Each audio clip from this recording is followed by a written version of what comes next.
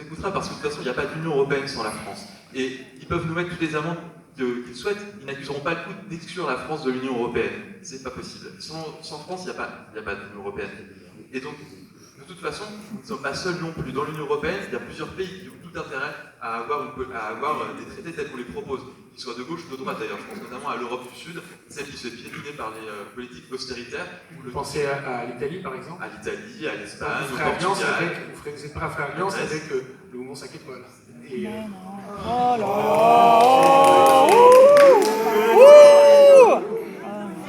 La question, c'est que de toute façon, quand on se mettra autour de la table et qu'on dira qu'il faut changer les traités, c'est aussi dans un cadre où on serait au pouvoir au niveau national en France.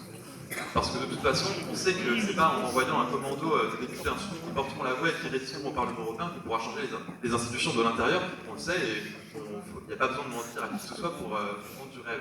Et dans le cas où la France insoumise arrive au pouvoir, si on s'assoit autour de la table et qu'on met le point sur la table pour dire on a ce plan A, on renégocie les traités, si vous voulez pas, c'est pas grave, on le fait quand même, nous ne serons pas seuls. Il y a tout un tas d'autres pays qui nous suivront et il n'y aura pas un coup d'État financier contre la France. De toute façon, on a des alliés en Europe et dans le monde et on saura s'en relever et construire une alternative par rapport à ça. Et donc, quand on propose de sortir des traités, on ne propose pas de sortir de l'Union Européenne ou de l'euro, c'est faux. Nous, on propose justement de construire une autre Union Européenne et on propose de mettre un euro qui ne soit pas un euro ligoté par la BCE, qui est indépendante et qui est hors de portée de tout le monde. Nous, on propose que l'euro soit au service de la transition écologique, soit au service du plein emploi, soit au service des peuples, qui puissent financer la solidarité internationale. Donc, c'est pas la peine de nous repeindre en affreux europhobes ou je sais pas quoi.